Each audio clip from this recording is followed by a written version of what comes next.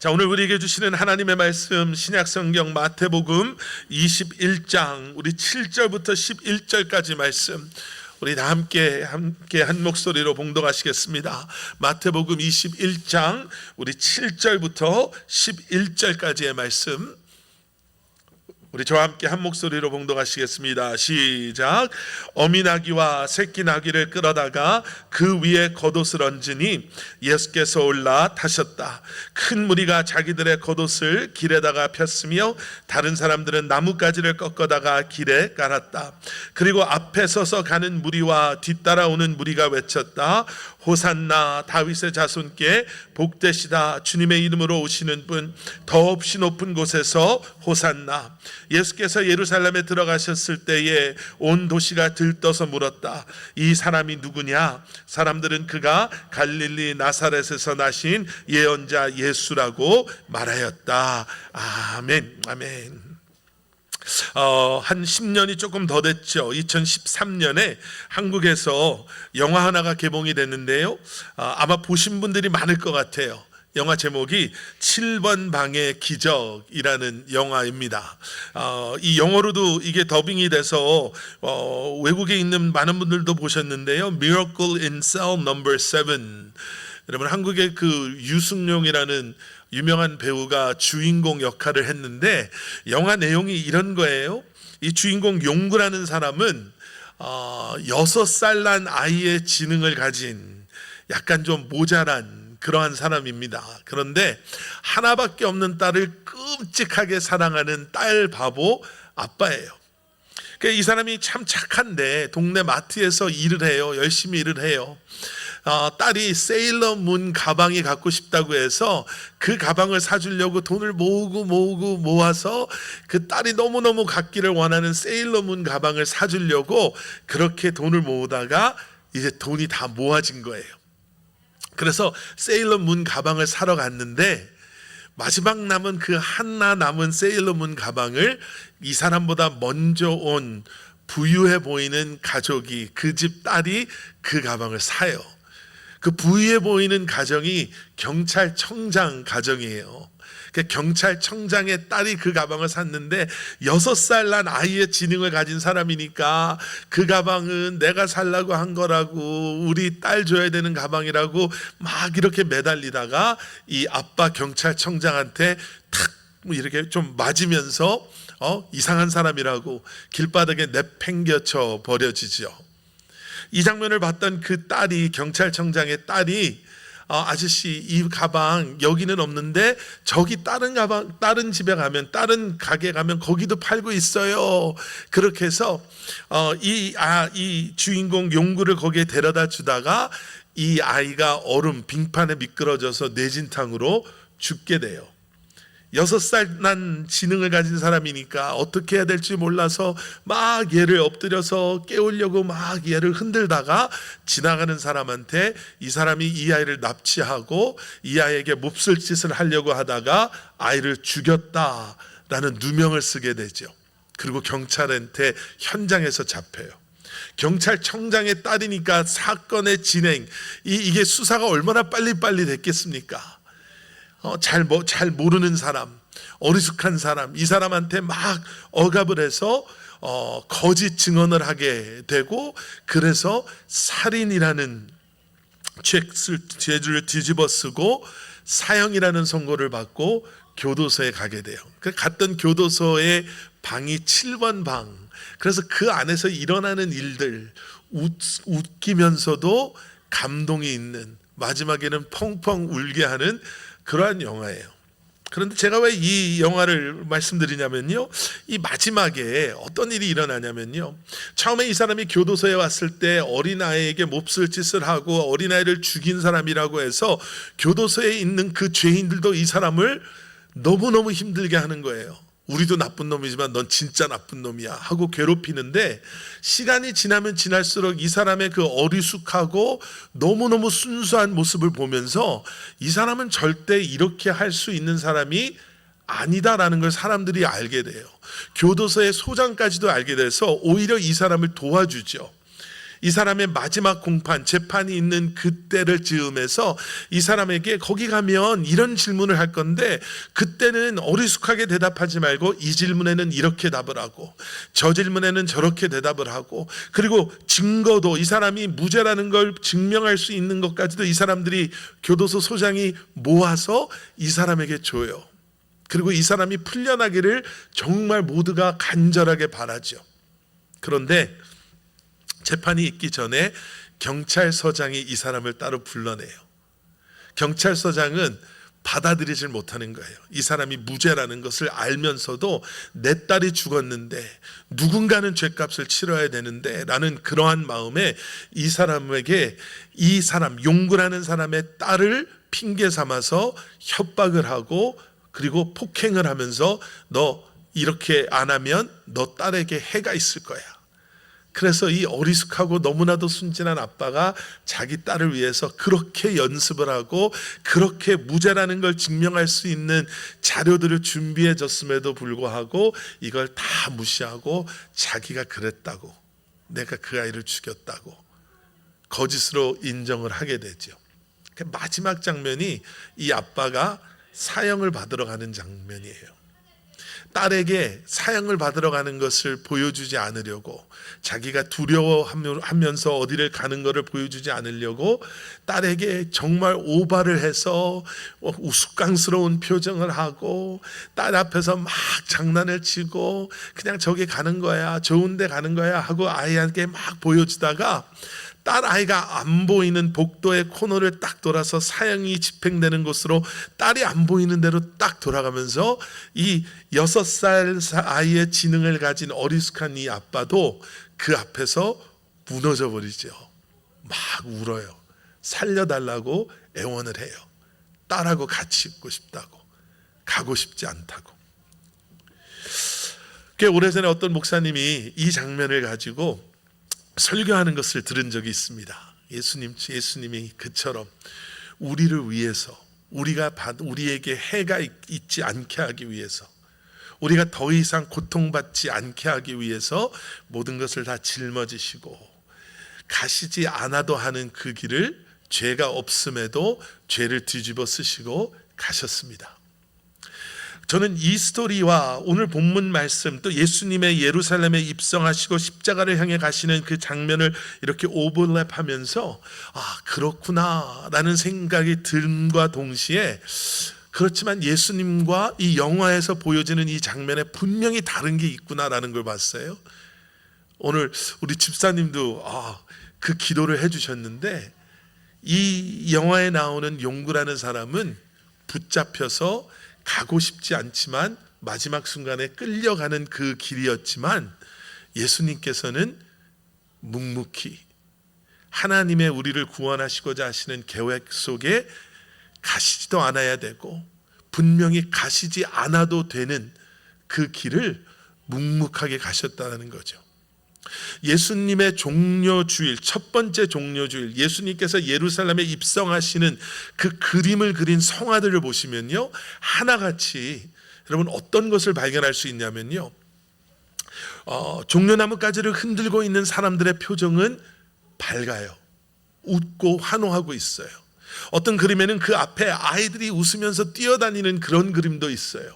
그런데 나귀를 타신 예수님의 얼굴 표정을 보시면 너무나 묵묵하고 아무런 표정이 없음을 우리가 보게 되죠.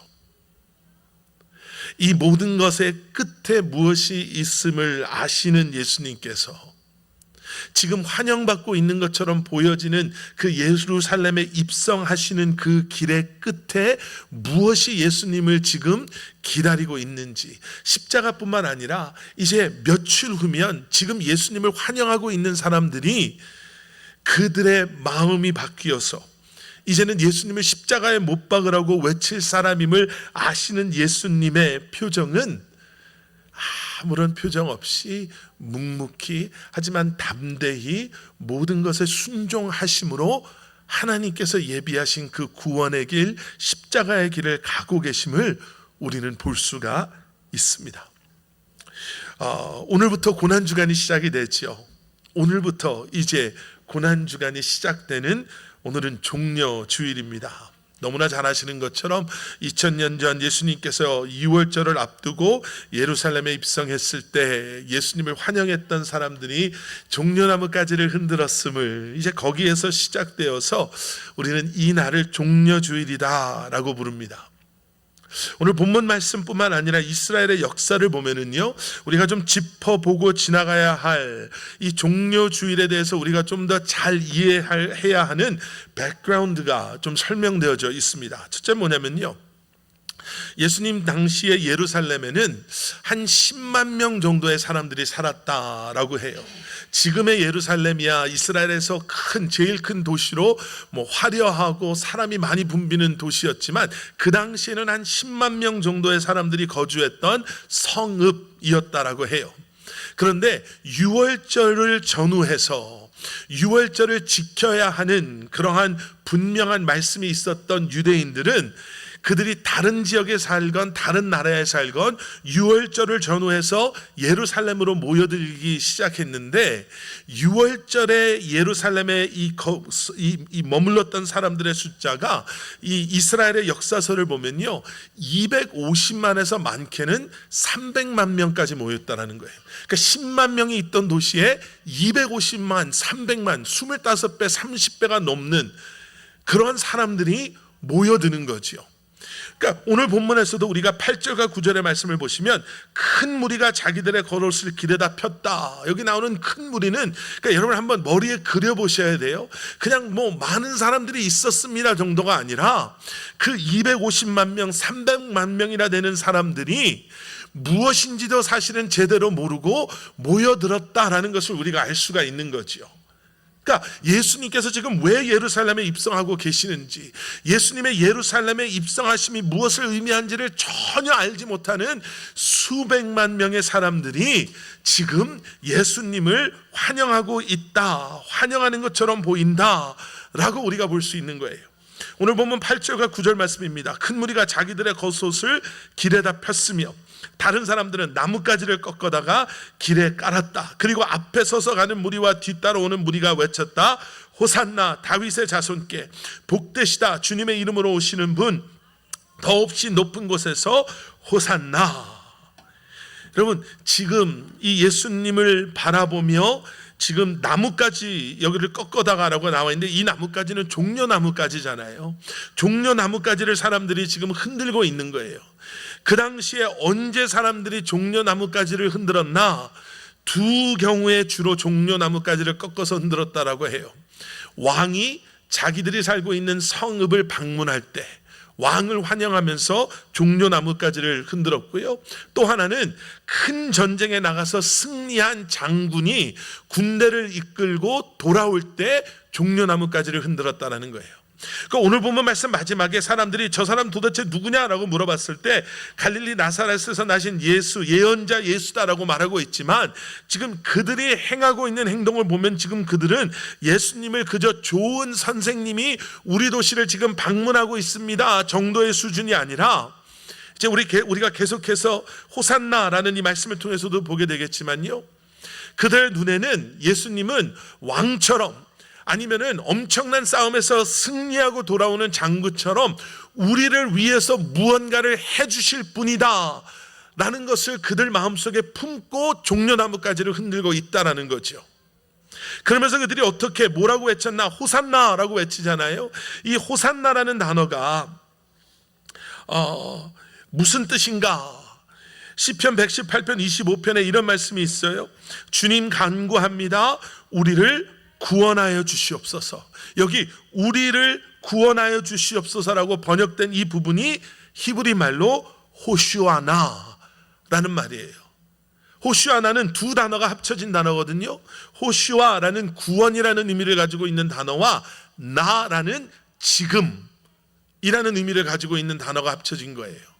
그래서 개역개정 성경, 우리가 예전에 쓰던 성경을 보시면 그 부분을 우리를 이제 구원하시옵소서 이렇게 번역을 해놨죠. 우리를 이제. 이 앞에 나오는 호슈아는요 예수님의 이름과도 연결이 돼 있어요. 예수님의 이름을 히브리어로 예슈아라고 하잖아요. 호슈아, 예슈아.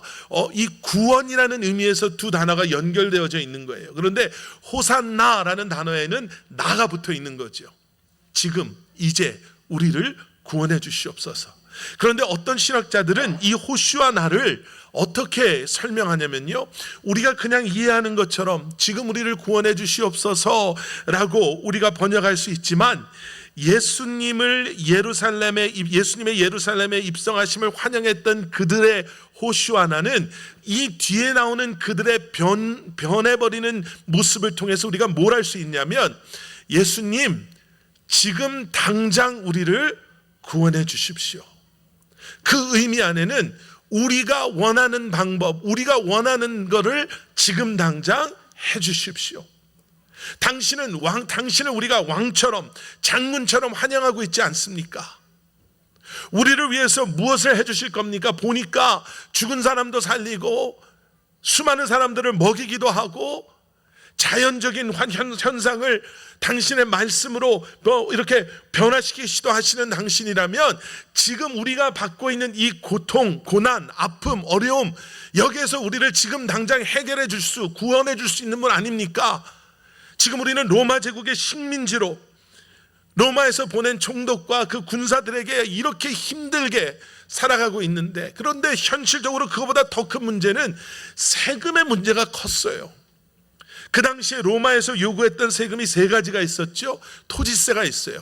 땅을 조금이라도 자기 땅이 있으면 거기에 대한 세금을 내야 됐고요. 소득세라는 게 있어요. 돈을 조금이라도 벌면 그 번 돈의 엄청난 부분을 세금으로 가져갔어요. 그리고 인두세라는 게 있었어요. 남자는 14살부터 65세까지, 여자는 12살부터 65세까지 두 당 얼마씩. 그러니까 인두세잖아요. 그러니까 그 사람 한 사람 한 사람이 세금을 내야 되는 거예요. 거기에 유대인들은 종교세가 있죠. 성전세가 있죠. 그리고 세금만 내도 힘든데, 세금을 걷는 권리를 돈 주고 산 세리들이 세금만 걷는 게 아니라 이것을 두 배로, 과세, 두 배를 돈을 더 많이 가져가니까 그들의 삶은요 너무너무 비참했던 거예요. 그 상황 속에서 그들이 외쳤던 호슈아 나는, 주님 우리를 구원해 주십시오 라는 순수한 의미로만 사용된 게 아니라, 이제 당장 빨리 우리를 이런 어려움에서 건져줘야 되는 거 아닙니까? 당신이 우리의 왕이 돼서 저 로마의 왕을 그냥 무찔러 주셔서, 그 아주 설명할 수 없는 힘으로 무찔러 주셔서 우리로부터 이런 어려운 문제에서 좀 해방시켜줘야 되는 것 아닙니까? 당신이 그 개선 장군처럼 돼서 이 로마 군사들, 우리를 힘들게 하는 이런 사람들의 소나기로부터 우리를 구원해줘야 되는 게 아닙니까? 라는 지극히 자기중심적인, 우리가 원하는 걸, 우리가 원하는 대로, 우리가 원하는 때에 이걸 이루어 주셔야 됩니다 라는 외침이 그 안에 들어있었다라는 거죠. 여러분, 우리가 이 말씀을 보면서요, 우리가 한번 생각해 봐야 되는 것이 한 몇 가지가 있습니다. 이러한 역사적인 배경, 또 성경적인 의미를 한번 생각해 보면서 여러분, 우리가 한번 기억해야 되는 게 몇 가지가 있는데요. 첫째는 무엇이냐면, 여러분, 그 어느 순간에도요 우리의 생각이 주님의 말씀을 앞서가서는 안 된다라는 거예요. 우리의 생각이 앞서가니까 지금 예수님께서는요, 우리가 원하는 것보다 더 크고 중요한 것들을 주기 위해서 이 땅에 오셨음에도 불구하고 우리가 우리의 생각에서 벗어나지 못하는 거예요. 그들은 그들의 눈에 보이는 어려움, 지금 이것 때문에 힘듭니다, 우리가 정치적으로 이래서 힘듭니다, 우리가 경제적으로 이래서 힘듭니다, 우리의 삶이 너무나도 지금 괴롭고 어렵습니다, 이 문제 좀 해결해 주시지 않으면 우리가 어떻게 살겠습니까? 라고 말하는데, 예수님께서는 내가 너희에게 줄 것은 이 모든 상황이 변하지 않는다 하더라도 그러한 어려움 속에서, 그러한 고통 속에서, 그러한 핍박 속에서도 이 모든 것을 뛰어넘을 수 있는 하늘의 영광, 하나님의 나라를 소망하는, 또 구원의 확신을 가지고 그럼에도 불구하고 감사할 수 있는 삶을 내가 너로부터 살게 하겠다. 그럼에도 불구하고 내가 너로 하여금 하나님의 나라를 소망하며 흔들리지 아니하고 그런 상황 속에서도 기쁨과 감사와 평안 속에 살아갈 수 있는, 주님께서는 우리에게 그러한 것을 위해서 이 땅에 오셨는데 우리의 생각이 하나님의 말씀을 앞서가는 그 순간부터예요. 우리는 이 모든 것을 놓치고 살아가는 거예요. 여러분, 우리의 삶에 많은 문제들이 있죠. 하나하나 너무나도 중요하고 심각한 문제들입니다. 우리의 아픔이 아무것도 아니다라고 말씀하시는 게 아니에요. 그런데 구원받은 예수와 호시와 그리고 진정한 호산나를 외치는 우리에게 원하시는 고백은 이런 거죠. 주님은 나보다 나를 더 잘 알고 계시니, 주님은 나보다 나를 더 사랑하시니, 나보다 나와 우리 가정을 더 사랑하고 계시오니, 또 내가 생각한 계획보다 더 큰 계획을 갖고 계시오니, 내가 가지고 있는 타임 테이블 스케줄보다 무엇이 더 완벽한지를 알고 계시오니, 내가 다시 한번 이 힘들고 어렵고 고통스럽고 아픈 상황 속에서 주님이 나의 주인이심을 고백합니다. 주님께서 예루살렘에 입성하신 것처럼 지금 내 삶에 들어와 주셔서 나의 아픔을 만져주시고 나의 죄를 씻어주시고 나를 위로하여 주시고 나를 붙잡아 주셔서 주님께서 원하시는 대로 주님의 말씀으로 나를 다스려 주시옵소서. 이 고백을 하며 살기를 원하시는 거예요. 그리고 이 고백을 할 수 있는 사람이 참된 그리스도인인 줄 믿습니다. 두 번째는요, 우리도 이제 우리의 십자가를 지고 예수님을 따르는 삶으로 부름을 받았다라는 거죠. 마태복음 16장 24절에 우리가 너무나도 잘 아는 말씀이 있죠. 그때 예수께서는 제자들에게 말씀하셨다. 누구든지 나를 따라오려거든 자기를 부인하고 제 십자가를 지고 나를 따라오너라. 예수님을 따라가기 위해서는요, 진정한 그리스도인으로서 이 땅에서 살아가기 위해서는 나를 위해 십자가를 지시고 십자가에 달려 죽으시고 부활하신 예수 그리스도를 믿는 믿음으로 살아가는 우리에게는 이제 우리를 부인하고 우리의 십자가를 지고 예수님을 따라가는 삶을 살아야 된다라고 말씀하시는 거예요. 자, 그러면 십자가를 진다라는 건 구체적으로 뭘 의미하나? 이런 질문들을 우리가 하고 우리가 한번 묵상하고 생각해 봐야 되잖아요. 십자가를 지고 살아가라는 말씀을 많이 들었는데 십자가를 지고 살아가는 게 무엇이냐라는 거예요. 첫 번째 뭐냐면, 여러분, 우리의 십자가를 지는 자리는 예루살렘이 아니다라는 거예요. 우리의 삶의 현장이라는 거죠. 왜냐하면 마태복음 16장 24절에 분명히 이렇게 말씀하시잖아요.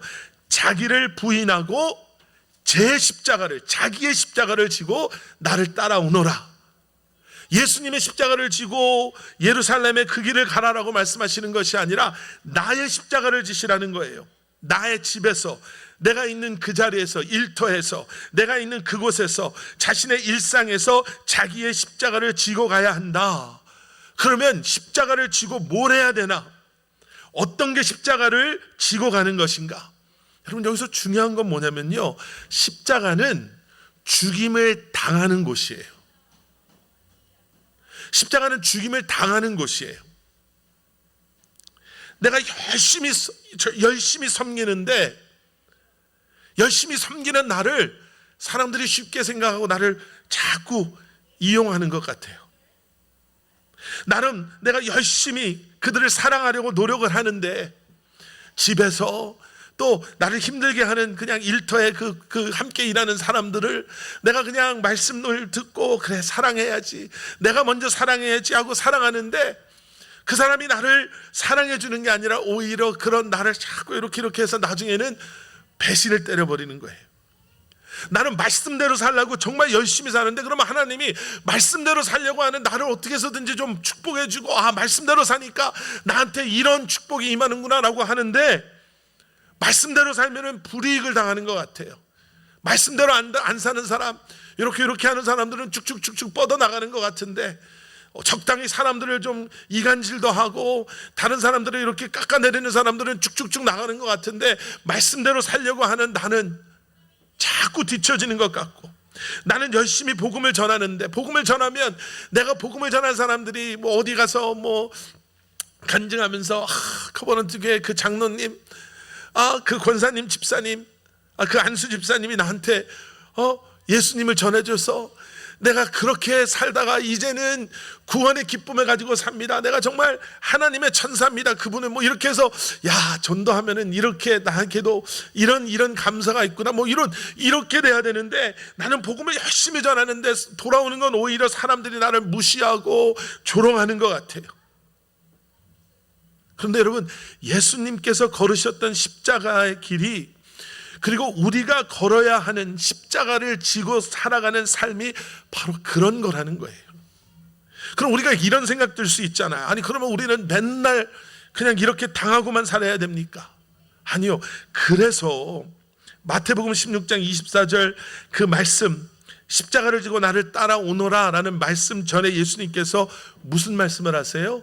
자기를 부인하고, 나를 부인하고. 자기를 부인한다라는 고백은요, 나는 예수님과 함께 죽었습니다라는 고백이에요. 내 안에 이제는 예수님만이 내 삶의 주인 되십니다.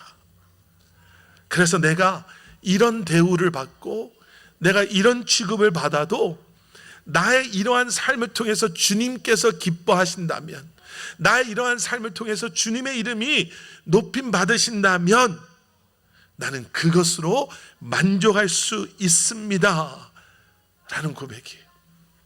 여러분, 이러한 고백이 여러분들의 삶에 고백되실 수 있기를 주님의 이름으로 간절히 축원합니다. 우리가 이렇게 우리 자신을 부인하고 우리의 십자가를 지고 우리의 가정에서, 우리의 일터에서, 삶의 현장에서 그렇게 묵묵히 억울한 일을 당해도, 배반을 당해도, 조롱을 당해도 그렇게 살아갈 때, 여러분, 비로소 우리는 우리가 있는 그곳에서 우리의 십자가를 지고 주님께서 가신 그 길을 가는 것이고요, 그리고 그러한 우리의 삶을 기억하시는 하나님께서 저와 여러분들의 삶 가운데 당장은 억울해 보일 수 있어요. 당장은 손해나는 것처럼 보일 수 있지만 하나님의 계산은 틀림없음을 우리에게 보여주실 줄 믿습니다. 말씀드린 대로 오늘부터 이제 고난주간이 시작이 됩니다. 1년 365일을 우리가 이 말씀대로 우리의 십자가를 지고 우리에게 허락하신 그 길을 걸어가야 되는데, 여러분, 현실에 우리의 삶이 그렇게 녹록하지가 않죠. 너무나 힘든 일들이 있고 분주한 일들이 있고 우리를 염려케 하는 일들이 있고, 또 삶의 현실 속에서 우리가 사실은 그 십자가를 지고 가는 삶을 잊고 살아갈 때가 참 많이 있습니다. 그래서 여러분, 고난주간 한 주간이요, 사실은 굉장히 우리에게는 은혜의 한 주간이 될 때가 있습니다. 왜냐하면 다시 한번 우리가 잊고 있었던 그 십자가의 길, 우리가 마땅히 지어야 하는 그 십자가를, 예수 그리스도의 그 고난을 묵상하며 그 십자가를 우리가 함께 묵상하며 다시 한번 기억하고 다시 한번 묵상하게 되고 또 다시 한번 결단할 수 있게 하게 하시니, 이 고난주간이 사실은 우리에게는 참 은혜의 시간이 될 때가 있습니다. 이제는 너무 많이 말씀드려서 여러분들 이미 결심하고 결단하신 분들도 많으신데, 이 고난주간 특별 새벽 예배 우리가 함께 모이기를 원합니다. 여러분, 그래서 그렇게 권면할 수 있는 거예요. 그리고 그뿐만 아니라 여러분, 고난주간이 되면 우리가 금식이라는 것을 하죠. 금식을 할 때도 있고 금식을 할 때도 있는데, 여러분, 금식의 중요한 메시지는요, 내가 밥을 안 먹는다에 있는 것이 아니라 무엇 때문에 안 먹느냐에 있어요. 사실 요즘에는 약을 드시는 분들도 많이 계시고, 또 건강상 또 식사를 이렇게 안 드시는 게 쉽지 않은 분들이 계셔서 우리가 많은 이런 권면들을 드려요. 오늘 일부 예배 때도 드렸는데 하루에 한 끼도 괜찮고요, 아니면 이번 이 한 주간만큼은 내가 정말 좋아하는 무엇인가 하나를 내가 좀 내려놓아야 되겠다. 그 아침에 일부 예배는 벌써 커피라는 얘기도 나오고, 저는 예전에 초콜릿을 너무 좋아해서요, 초콜릿을 한 주간을 안 먹은 적도 있었는데 사순절 동안 40일을 이제 그 하나를 내려놓은 적도 있고, 또 요즘에는 미디어 금식 많이 하죠. 여러분 아침 6시에 나오려면 사실은 저녁 늦게까지 우리가 뭐 유튜브 보고 한국 드라마 보기 시작하면 너무너무 힘들게 돼서 한 주간이 참 힘들어질 수도 있어요. 우리가 미리어 금식을 또 우리가 하면서 우리 자녀들에게도 아주 간단하게 우리가 예수님의 고난을 생각하면서 이 정도의 불편함은 우리가 이번 한 주간만이라도 우리가 한번 경험해 볼 수 있지 않겠냐. 여러분 이게 아무것도 아닌 것 같은데요. 이래서 중요한 게 우리의 마음인데 이걸 내려놓으면 분명히 불편하실 거예요. 분명히 힘드실 거예요. 한 주간 일찍 일어나시려면 분명히 불편하세요. 그런데 이걸 통해서 예수님께서는 사형장에 끌려가던 그 사람처럼 억지로 끌려가신 게 아니라 우리를 위해서 아버지의 구원의 계획하심 가운데 우리를 위해서 이것을 내 자신을 내려놓으셨다면 나는 이거 하나, 나는 이 미디어 금식 한 주간 하면서도 이렇게 힘든데, 나는 한 주간 아침에 좀 일찍 일하는 것 하면서도 이렇게 힘든데 자신을 내려놓으신 예수님 얼마나 나를 사랑하시기에 그렇게까지 하실 수 있었을까? 여러분 이것을 우리가 다시 한번 묵상하면요, 분명히 이번 한 주간 우리에게 주시는 예상치 못했던 놀라운 은혜가 분명히 있을 줄 믿습니다. 예수님의 이 땅에 오심을 다시 한번 생각하시며 우리의 생각이 앞서가지 아니하기를, 이제는 그분의 십자가의 길을 기억하며 나의 십자가를 지고 나를 부인하는 삶을 살아갈 수 있기를 다시 한번 결단하시는 여러분들 되시기를 주님의 이름으로 간절히 축원합니다. 우리 함께 기도하시겠습니다. 사랑의 아버지 하나님, 주님 감사합니다. 예수님의 이 땅에 오심을 다시 한번 기억하며 다시 한번 주님을 바라보며 주님의 고난을 깊이 묵상하며 주님의 사랑을 다시 한번 기억하고 회복하게 하시는 아버지 하나님 감사합니다.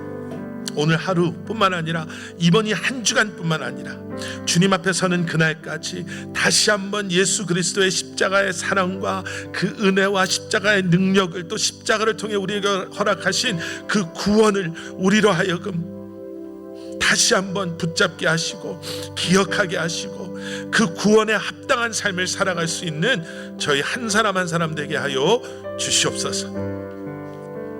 감사드리오며 이 모든 말씀 예수 그리스도 이름 받들어 간절히 기도드렸사옵나이다. 아멘. 우리 시간 다 잘해서 일어나셔서 우리 마지막에 함께 부르셨던 찬양, 이 땅 위에 오신, 우리 좀 생소하실 수도 있지만요, 우리가 여러 번 특히 우리 아이들과 함께 찬양하면서 불렀던 찬양인데요, 이 가사를 한번 깊이 생각해 보시면서 우리 주님을 묵상하시면서 찬양하시면서 시간 주님 앞에 나가도록 하겠습니다.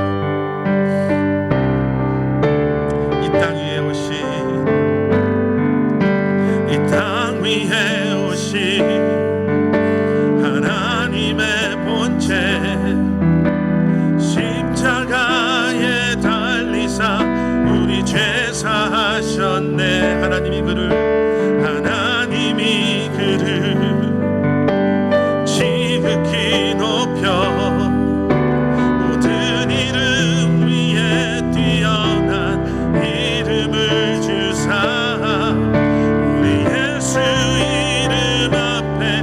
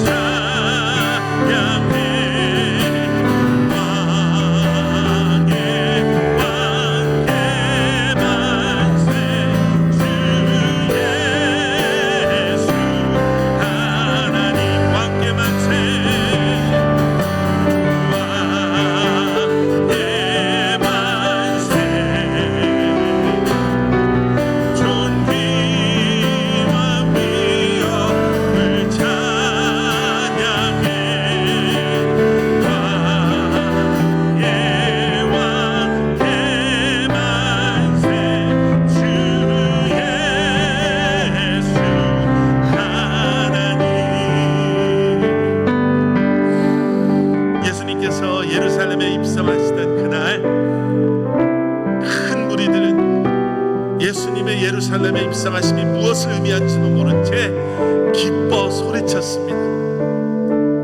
그 중에는 예수님께서 예루살렘에 입성하시는 것조차도 모르고 자신들의 계획 속에 삶 가운데 분주하게 예수님을 모른 채 지나갔던 사람들도 있었습니다. 그런데 예수님, 이제 이 고난주간을 또 부활주일을 지나가는 우리로 하여금 그저 아무것도 모른 채 그저 이 때에 이 절기에 우리가 행해왔던 것처럼 그저 우리 자신에게 취해 이때 이 시간에 취해 그냥 지나가는, 우리 나름대로 열심히 이 절기를 지키고 지나가는 것이 아닌 나를 위해 이 땅에 오신 예수 그리스도를, 또 나를 위해 고난받으신 예수 그리스도를 함께 깊이 묵상하며 예수님, 이제는 내 마음속에 임하여 주시옵소서. 다시 한번 예수 그리스도가 내 삶의 주인이심을 고백하게 하여 주시옵소서. 나로 하여금 이제는 나의 십자가를 지고 내가 있는 그곳에서 주님께서 가신 그 길을 나아가게 하여 주시옵소서. 고백하며 결단하며 살아가게 하여 주시옵소서. 아파하는 우리, 힘들어하는 우리, 괴로워하고 아쉬워하고 낙심하고 실망한 우리에게 이제는 나귀를 타고 이 땅의 평화의 왕으로, 겸손의 왕으로, 왕의 왕으로 임하신 주님께서 임하여 주심으로 다시 한번 우리 한 사람 한 사람의 삶을 만져주시고 회복시켜 주시옵소서. 이제는 우리 주 예수 그리스도의 십자가의 은혜와 하나님 아버지의 무한하신 사랑과 성령님의 감화와 감동, 살아 역사하심이 예수님의 임재하심 가운데 내 삶의 주인 되심을 고백하며 나를 위해 고통받으시고 죽으시고 부활하신 주님을 바라보며 세상을 향해 나아가는 사랑하는 성도님들 한 분 한 분의 삶 가운데 그들의 가정과 기업과 그리고 주님의 몸된 교회 위에 이제로부터 영원토록 함께 하시길 간절히 축원하옵나이다. 아멘.